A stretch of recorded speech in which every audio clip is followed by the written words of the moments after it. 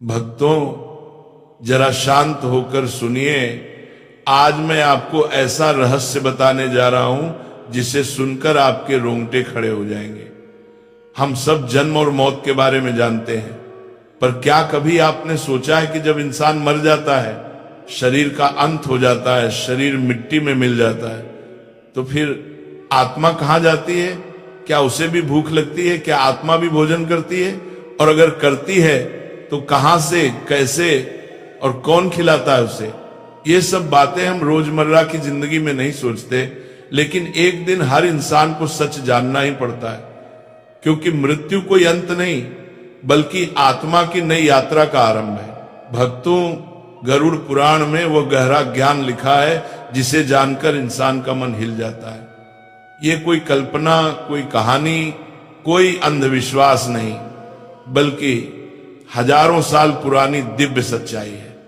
कहते हैं कि जो व्यक्ति इस ज्ञान को ध्यान से सुन ले, पूरी श्रद्धा से समझ ले, उसके पाप कटते हैं, उसके पितृ तृप्त होते हैं और उसके घर में सुख समृद्धि का दरवाजा खुलता है। इसलिए भक्तों, आज जो सुनने जा रहे हैं उसे हल्के में मत लीजिए, क्योंकि यह ज्ञान जीवन भी बदल सकता है और मृत्यु के बाद का संसार भी। कहानी शुरू होती है, भगवान विष्णु अपनी साधना में लीन थे, तभी गरुड़ देव उनके पास पहुंचे। भगवान विष्णु ने मुस्कुराकर स्वागत किया और बोले, हे गरुड़, कहो क्या बात है? गरुड़ देव ने हाथ जोड़कर प्रणाम किया और बोले, हे प्रभु, आप तो अंतर्यामी हैं, सब जानते हैं, दुनिया की हर बात आपसे छिपी नहीं, परंतु कई दिनों से मेरे मन में एक प्रश्न घूम रहा है, कृपा करके उसे दूर करें। भगवान बोले, पूछो गरुड़, मैं तुम्हारे प्रश्न का समाधान अवश्य करूंगा। तब गरुड़ देव ने वह प्रश्न पूछा जो आज पूरी दुनिया को सुनना चाहिए। हे प्रभु, क्या आत्मा को मृत्यु के बाद भी भोजन की आवश्यकता होती है? क्या आत्मा को मृत्यु के बाद भी भोजन की आवश्यकता होती है? मां भी भूखी होती है? यदि हां, तो वह क्या खाती है और भोजन उसे कहां से प्राप्त होता है? भक्तों, यही वह प्रश्न था जिसने पूरा संसार हिला दिया। और फिर भगवान विष्णु ने एक गहरी मुस्कान के साथ कहा, हे गरुड़, मृत्यु केवल शरीर की होती है, आत्मा अमर है, और हां, आत्मा भी भूख और प्यास का अनुभव करती है। बस भक्तों, यहीं से शुरू होता है वह रहस्य जिसे जानकर आप भी सोच में पड़ जाएंगे।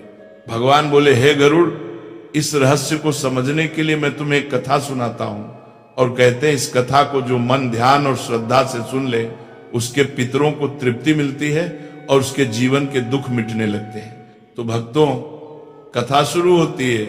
कोपुर नाम का एक गांव था, शांत, सरल, मंदिरों की घंटियों से भरा हुआ। उस गांव में रहती थी अत्यंत धार्मिक और पुण्य आत्मा अरुणा देवी। उम्र बहुत हो चुकी थी और जीवन का बड़ा हिस्सा सेवा, पूजा पाठ और भक्ति में बीता था। एक दिन उनकी मृत्यु हो गई। गांव वाले दुखी हुए, अंतिम संस्कार संपन्न हुआ, लेकिन उनका बेटा सोहन, जो शहर में नौकरी करता था, अंतिम संस्कार तक पहुंच नहीं पाया। जब वो गांव पहुंचा तो संस्कार पूरे हो चुके थे। उसने कहा, अब क्या ही किया जा सकता है, मां को मोक्ष मिल गया होगा। गांव वालों ने समझाया, बेटा, मोक्ष तभी मिलता है जब पिंडदान और तर्पण किया जाए। आत्मा को भोजन चाहिए, जब तक पिंडदान नहीं होता आत्मा भूखी रहती है। लेकिन सोहन ने इसे अंधविश्वास समझा और हंसते हुए बात टाल दी। भक्तों, बस वही रात उसने जीवन की सबसे बड़ी भूल कर दी। वो मां के कमरे में सोया। रात का तीसरा पहर, पूरा घर शांत, सन्नाटा। अचानक कमरे में ठंडक छाने लगी, अंधेरा और घना हो गया, और तभी एक धीमी आवाज, बेटा। सोहन की आंख खुल गई। उसने देखा सामने उसकी मां खड़ी थी, वही साड़ी जिसमें वे जीवन भर रहती थी। पर्चे, हरे पर गहरा दुख, पीली पड़ चुकी देह और सूनी आंखें। और मां ने कामपति आवाज में कहा, मुझे भूख लगी है, पिंडदान किए बिना मैं तृप्त नहीं हो सकती, ये सुनते ही सोहन का दिल कांप गया। मां की आकृति धीरे धीरे धुएं में बदलने लगी और अचानक सपना टूट गया। सोहन पसीने में डूबा हुआ पूरी तरह कांप रहा था। लेकिन भक्तों, वो सपना नहीं, संकेत था। सुबह गांव के पंडित घर आए और बोले, बेटा, तुम्हारे पिता ने भी जब तुम्हारे दादा के लिए पिंडदान नहीं किया था तब घर में अशांति होने लगी थी। तुम्हारी मां बहुत धार्मिक थी, इसलिए वो डरा भी नहीं रही, संकेत दे रही है। अभी भी समय है, उन्हें तृप्त करो। भक्तों, ये बात सुनकर सोहन के मन में पहली बार सवाल उठा, क्या आत्मा सच में भूखी होती है? क्या पिंडदान सचमुच जरूरी है? ये सब कोई सिद्धांत है या सच्चाई? उत्तर जानने के लिए वह गांव के सबसे वृद्ध और ज्ञानवान पंडित त्रिभुवन शर्मा के पास गया। उन्होंने गरुड़ पुराण खोला और कहा, बेटा, जब शरीर मर जाता है, आत्मा लिंग शरीर में प्रवेश करती है। मृत्यु के बाद 10 दिन तक आत्मा पृथ्वी पर ही रहती है, घर के आसपास, अपने परिवार के पास, पर वह छू नहीं सकती, बोल नहीं सकती, सिर्फ अनुभव करा सकती है। उस समय आत्मा को भूख भी लगती है, पर वह साधारण भोजन नहीं खा सकती। उसे तर्पण, तिल, जल और पिंडदान के रूप में ऊर्जा चाहिए होती है। वही उसका भोजन है, वही उसकी शक्ति है। भक्तों, सोहन पंडित त्रिभुवन शर्मा के सामने बैठा था। उसकी आंखों में डर, पछतावा और बेचैनी साफ दिखाई दे रही थी। उसे अब यह समझ आ चुका था कि मृत्यु किसी चीज का अंत नहीं, बल्कि आत्मा की एक नई यात्रा की शुरुआत है। वह अब यह जान चुका था कि जब आत्मा को तृप्ति नहीं मिलती, जब उसे उसका हिस्सा नहीं मिलता, तो वह तड़पती रहती है, बेचैन रहती है। लेकिन उसके मन में एक बात गहरे तक अटकी हुई थी, आत्मा आखिर खाती कैसे है? बिना शरीर के, बिना मुंह के, बिना हाथ पैर के आत्मा को भोजन कैसे पहुंचता है? तभी पंडित त्रिभुवन शांत स्वर में बोले, बेटा, याद रखो, मृत्यु के बाद आत्मा की भूख रोटी सब्जी की नहीं होती। आत्मा चावल की थाली, दाल की कटोरी या रोटी का टुकड़ा नहीं खाती। आत्मा ऊर्जा से तृप्त होती है। जैसे शरीर को भौतिक भोजन की जरूरत होती है, वैसे ही आत्मा को आध्यात्मिक भोजन की आवश्यकता होती है। वह भोजन उसे पिंडदान, तर्पण और श्राद्ध के माध्यम से प्राप्त होता है। सोहन और उलझ गया। उसने कहा, पंडित जी, हमारे पितरों को हम चावल, तिल और जौ से बने पिंड देते हैं, पर वे तो दिखाई ही नहीं देते। उनका तो कोई शरीर नहीं है, वे कैसे खाते होंगे? पंडित त्रिभुवन हल्की मुस्कान के साथ बोले, बेटा, आत्मा कोई मोटा पत्थर जैसा पदार्थ नहीं कि हाथ से पकड़कर उसे खिलाया जाए। आत्मा तरंगें ग्रहण करती है। हम जो भोजन मंत्रों के साथ अर्पित करते हैं, वह ऊर्जा के रूप में बदलकर आत्मा तक पहुंचता है। आत्मा तक हमारे हाथ का अन्न नहीं, हमारे हृदय की भावना, हमारी श्रद्धा और हमारा संकल्प भोजन बनकर पहुंचते हैं। भक्तों, जरा इसे मन में उतार कर समझिए। जब हम पिंडदान करते हैं, तिल और चावल से गोलाकार के पिंड बनाते हैं, उन पर जल, घी और दूध अर्पित करते हैं और साथ ही मंत्रों का उच्चारण करते हैं, तब क्या होता है? मंत्रों की ध्वनि, पानी की तरंगें, तिल और जौ की शक्ति, घी की शुद्धता और हमारे मन की श्रद्धा, यह सब मिलकर एक दिव्य सूक्ष्म ऊर्जा का रूप ले लेते हैं। यही ऊर्जा आत्मा के सूक्ष्म शरीर का भोजन बन जाती है। जितनी सच्ची भावना उतनी गहरी तृप्ति, जितनी श्रद्धा उतनी ज्यादा शांति। अब भक्तों, यहां एक और बड़ा प्रश्न खड़ा होता है, आत्मा तड़पती क्यों है? आत्मा भूखी क्यों पड़ती है? पंडित त्रिभुवन ने गहरी सांस लेकर कहा, बेटा, जब कोई इंसान मरता है, उसका शरीर पंचतत्व में मिल जाता है, पर उसकी आत्मा अपनी पुरानी भावनाएं, इच्छाएं, आदतें, लगाव और यादें लेकर ही यात्रा शुरू करती है। जिस घर में उसने जीवन बिताया, जिस परिवार से वह प्रेम करती थी, जिन लोगों के लिए वह चिंता किया करती थी, उन सबका मोह उसके साथ रहता है। उस समय आत्मा को शक्ति की, सहारे की, संबल की आवश्यकता होती है। जब अपने ही लोग पिंडदान, तर्पण और श्राद्ध से मुंह मोड़ लेते हैं, तब आत्मा कमजोर और भूखी अनुभूति करती है, और भूखी आत्मा को कभी सच्ची शांति नहीं मिलती। भक्तों, जरा कल्पना कीजिए, जिस माँ ने पूरी जिंदगी अपने बच्चों को खिलाया, उनके लिए दिन रात मेहनत की, भूखी रहकर उन्हें भोजन करवाया, अपने हिस्से का निवाला उन्हें दे दिया, अगर उसी माँ की मृत्यु के बाद उसका बेटा या बेटी ये कहकर बैठ जाए कि ये सब बेकार है, ये सब पाखंड है, और उसकी आत्मा को भूखी छोड़ दे, तो उससे बड़ा पाप क्या होगा? पंडित त्रिभुवन बोले, मृत्यु के बाद के पहले 10 दिन अत्यंत महत्वपूर्ण माने गए हैं। हर दिन आत्मा एक अलग अवस्था से गुजरती है। हर दिन पिंडदान करने का मतलब है उस आत्मा को यात्रा के अगले कदम के लिए भोजन देना, ऊर्जा देना, सहारा देना। फिर उन्होंने इन 10 दिनों के रहस्य को बहुत सरल भाषा में समझाया। बोले, पहले दिन आत्मा मृत्यु के झटके और पीड़ा से धीरे धीरे मुक्त होती है। दूसरे दिन उसकी दिशाहीनता कम होती है, उसे एहसास होने लगता है कि अब शरीर छूट चुका है। तीसरे दिन उसके लिए सूक्ष्म शरीर यानी लिंग शरीर का निर्माण प्रारंभ होता है, जिसके सहारे वह आगे के लोकों की यात्रा करेगी। 7वें दिन तक आते आते आत्मा यात्रा के मार्ग पर चलने लगती है, और 10वें दिन आत्मा अपेक्षाकृत स्थिर, संतुलित और संतुष्ट होती है, यदि इन दिनों में विधि विधान से पिंडदान, तर्पण और संस्कार कर दिए जाए। फिर वे गंभीर होकर बोले, पर यदि इन 10 दिनों में आत्मा को उसका भोजन न मिले, पिंडदान न हो, तर्पण न हो, श्राद्ध न हो, तो वही आत्मा भूखी, व्याकुल और बेचैन हो जाती है। उसका मन वहीं अटका रह जाता है जहां वो शरीर छोड़कर गई थी। यह सुनते ही सोहन की आंखों से आंसू छलक पड़े।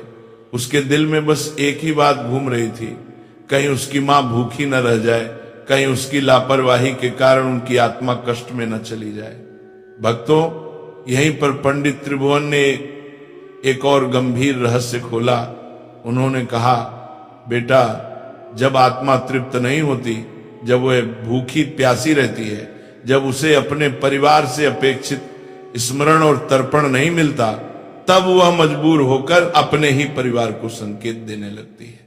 फिर उन्होंने बहुत सरल उदाहरण देकर समझाया। कई बार मृत पूर्वज सपने में आते हैं, कभी बिना कारण बार बार नाम पुकारते दिखाई देते हैं, घर में अजीब आवाजें सुनाई देती हैं, कोई वस्तु अपने आप गिर जाती है, परिवार के किसी सदस्य की तबीयत बार बार बिगड़ती है, घर में बिना किसी बड़े कारण के कलह और तनाव बना रहता है, व्यापार धन में अजीब तरह की रुकावटें आती रहती हैं, संतान, विवाह और घर की उन्नति में बाधाएं आती हैं।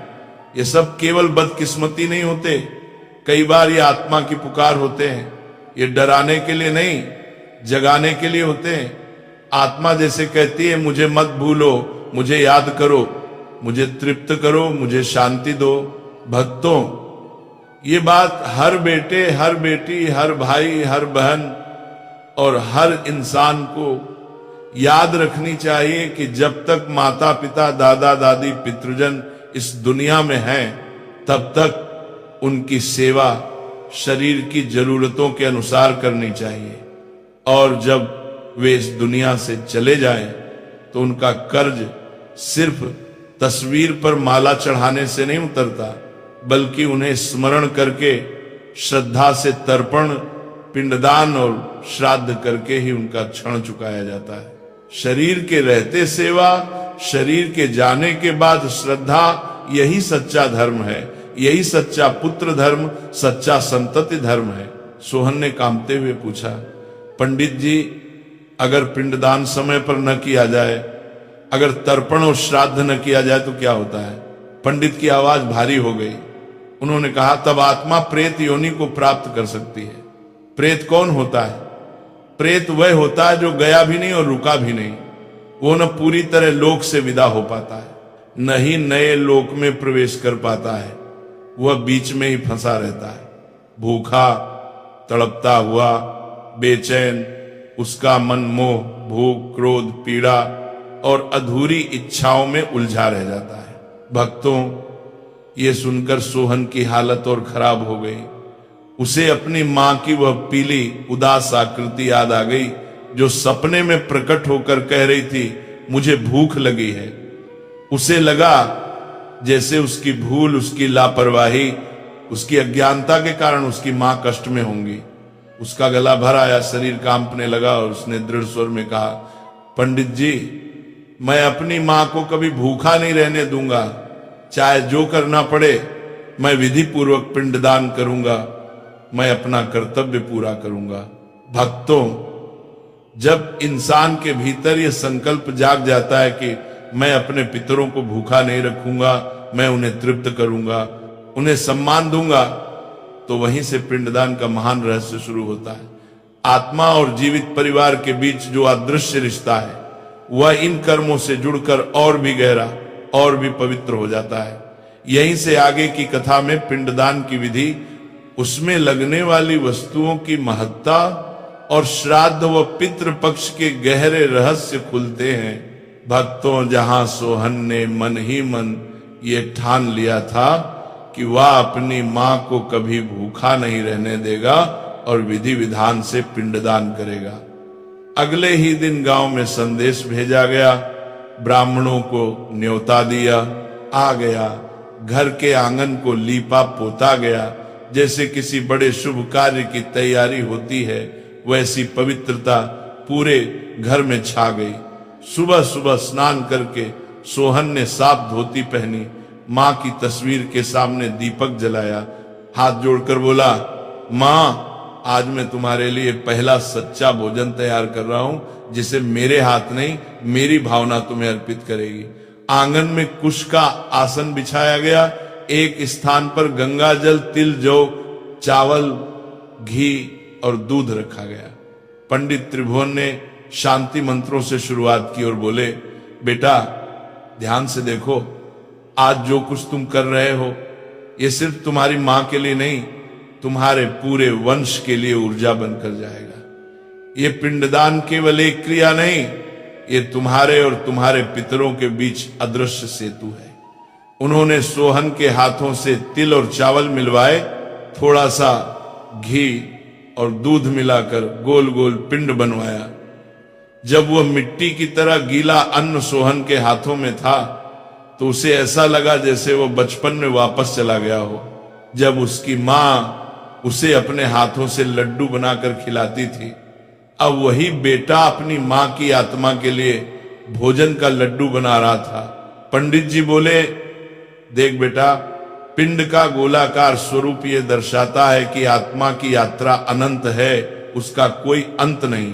इस रूप में तिल, जौ, चावल, घी, दूध और जल मिलकर एक ऐसा अन्न बनाते हैं जो सूक्ष्म रूप में तुम्हारी मां के लिंग शरीर तक पहुंचेगा। फिर मंत्रों की ध्वनि के बीच सोहन ने पिंड अर्पित किया और पंडित जी के पीछे पीछे बोलता गया, इदम पिंडम, इदम जलम, इदम तिला, इदम मातृदेव्य स्वधा नमः। भक्तों, यह शब्द केवल संस्कृत के वाक्य नहीं थे, यह बेटे की पुकार थी। मां, जहां भी हो, यह मेरा प्रेम है, इसे स्वीकार करो। जैसे जैसे एक एक पिंड अर्पित होता गया, सोहन के अंदर का बोझ हल्का होता गया। आंखों से आंसू गालों पर बहते रहे, मगर दिल के भीतर एक अनकही शांति उतरने लगी। पंडित त्रिभुवन ने समझाया, बेटा, मृत्यु के बाद के 10 दिनों में जो जो कर्म हम करते हैं, वे आत्मा के लिए विश्रामालय और भोजनालय का काम करते हैं। जैसे कोई यात्री लंबी यात्रा पर निकलता है तो बीच बीच में ढाबों पर रुककर खाना खाता है, पानी पीता है, फिर आगे बढ़ता है, वैसे ही ये पिंडदान आत्मा के लिए मार्ग में ठहराव और आहार दोनों है। पहले दिन मृत्यु की पीड़ा से मुक्ति, तीसरे दिन सूक्ष्म शरीर की मजबूती, 7वें दिन मार्ग की स्पष्टता और 10वें दिन आत्मा की स्थिरता, ये सब इन पिंडों के माध्यम से ही होता है। उन्होंने तिल की अहमियत बताते हुए कहा, तिल नकारात्मक ऊर्जा को सोखते हैं, जल भावनाओं का माध्यम है, मंत्र शब्द की शक्ति है, और तुम्हारी श्रद्धा सबको एक धागे में पिरो देती है। जब तुम प्रेम से पिंड अर्पित करते हो तो वही प्रेम ऊर्जा बनकर तुम्हारी मां तक पहुंचता है और उनकी भूख शांत करती है। पिंडदान पूरा होते ही वातावरण बदल गया। हवा जैसे कुछ क्षण के लिए स्थिर हो गई, पक्षियों की आवाज धीमी पड़ गई और सोहन ने भीतर ही भीतर एक अदृश्य स्पर्श महसूस किया। उसे लगा जैसे कोई सिर पर हाथ फेर कर कह रहा हो, अब मैं ठीक हूं बेटा। उसी क्षण उसकी आंखों के सामने मां की हल्की सी मुस्कान उभर आई, जैसे उनकी तड़प कम हो गई हो। पर कहानी यही खत्म नहीं होती भक्तों, यहीं से अगला अध्याय शुरू होता है।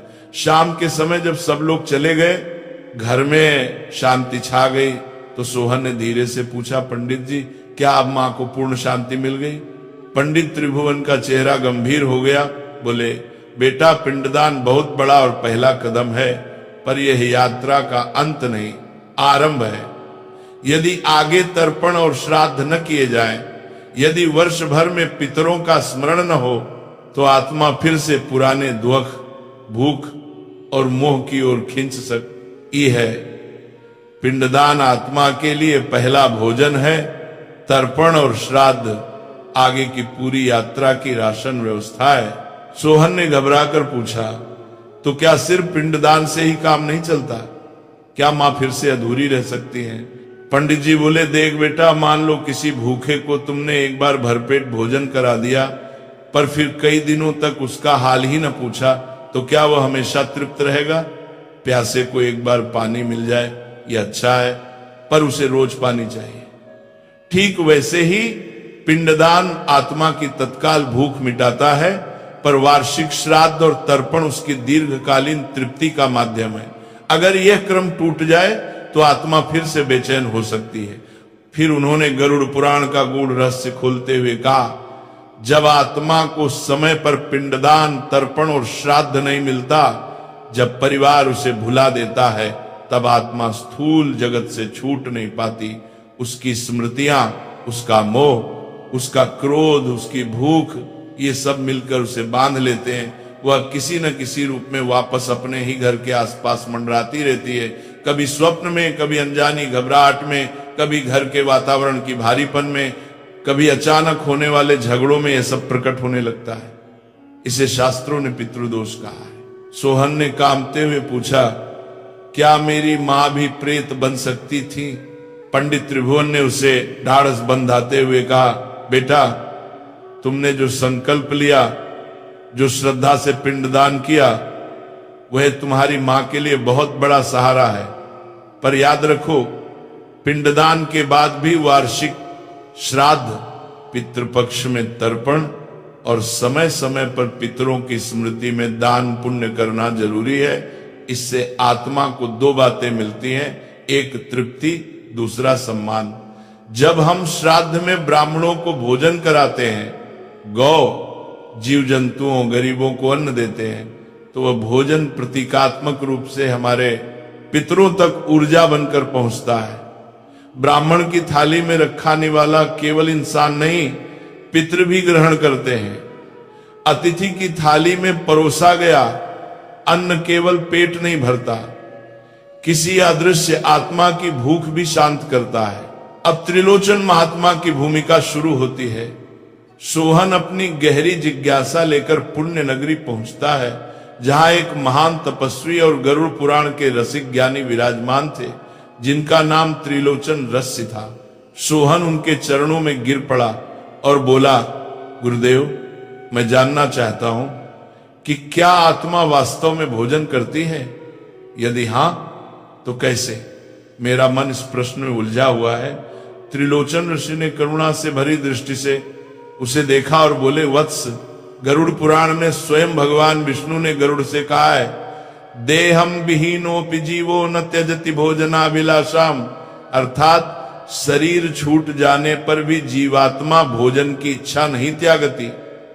आत्मा लिंग शरीर में विचरण करती है, जो भौतिक अन्न नहीं खा सकता, पर ऊर्जा के रूप में अन्न की तरंगे, श्रद्धा की शक्ति और मंत्रों की ध्वनि ग्रहण कर सकता है। यही आत्मा का असली भोजन है। और ग्रहण कर दर्शक का फिर वे आगे बोले, आत्मा को भोजन 3 मुख्य मार्गों से मिलता है। पहला पिंडदान, दूसरा तर्पण और तीसरा श्राद्ध भोज।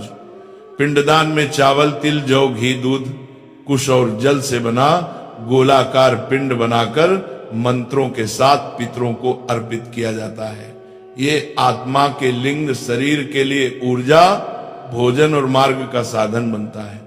तर्पण में तिल और जल के साथ सुधा नाम से पितरों का आह्वान करके उन्हें संतोष दान किया जाता है।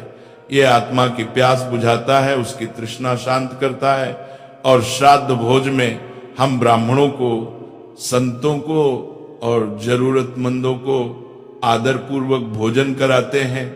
यह केवल सामाजिक रस्म नहीं बल्कि आत्माओं के लिए प्रतीकात्मक अन्नदान है। जिस प्रेम और श्रद्धा से भोजन करा या जाता है वह सब सूक्ष्म रूप से पितरों तक पहुंचता है और उन्हें मानसिक संतोष और पुण्य की रूप में ऊर्जा प्राप्त होती है। त्रिलोचन नशी ने समझाया, जब ब्राह्मणों की जिह्वा से मंत्र निकलते हैं, जब पिंड धरती पर रखा जाता है, जब तिल से जल की धार बहती है, जब थाली में परोसा गया अन्न किसी भूखे को तृप्त करता है, तो यह सब मिलकर एक अदृश्य ऊर्जा का जाल बुनते हैं। यही ऊर्जा सीधा सीधा हमारे पितरों तक पहुंचती है। यदि इन कर्मों को विधि विधान, श्रद्धा और साफ नीयत से किया जाए तो आत्मा न केवल संतुष्ट होती है बल्कि उसे आगे बढ़ने के लिए बल, मार्ग और गति भी मिलती है। पर यदि यह सब केवल औपचारिकता बनकर रह जाए, मन कहीं और हो और हाथ केवल रीत निभा रहे हो, तो प्रभाव आधा अधूरा होता है। अब भक्तों, यहां सबसे बड़ा सार सामने आता है। ये सब कर्मकांड केवल डराने के लिए नहीं, धन निकलवाने के लिए नहीं, दिखावे के लिए नहीं, बल्कि एक अदृश्य संवाद है हमारे और उन आत्माओं के बीच जो कभी हमारे माता पिता, दादा दादी और पूर्वज बनकर इस पृथ्वी पर चले थे। जिस तरह हम जीते जागते लोगों से फोन, संदेश और मुलाकात के जरिए बात करते हैं, उसी तरह मृत पूर्वजों से पिंडदान, तर्पण और श्राद्ध के माध्यम से संवाद होता है। अंतर बस इतना है कि उनकी भाषा सूक्ष्म है और हमारा माध्यम भावना है। सोहन अब सब समझ चुका था। उसके सामने केवल एक ही लक्ष्य बचा था, अपनी मां की आत्मा को पूर्ण तृप्ति और मोक्ष की ओर ले जाना। उसने मन ही मन संकल्प लिया कि वे हर साल पितृपक्ष में श्रद्धा से तर्पण करेगा, श्राद्ध भोज करेगा, जरूरतमंदों को भोजन कराएगा और अपने पितरों को कभी भूखा नहीं छोड़ेगा। उसके लिए मृत्यु का अर्थ बदल चुका था। अब मृत्यु उसे डरावनी नहीं लग रही थी बल्कि आत्मा की नई यात्रा का दरवाजा प्रतीत हो रही थी। उसे समझ आ चुका था कि पिंडदान, तर्पण और श्राद्ध केवल कर्म नहीं बल्कि उन अदृश्य रिश्तों का सम्मान है जो शरीर से नहीं, आत्मा से जुड़े होते हैं। जो हमने प्रेम से जिया उसे श्रद्धा से विदा करना ही हमारा सच्चा पुत्र धर्म, सच्चा परिवार धर्म है।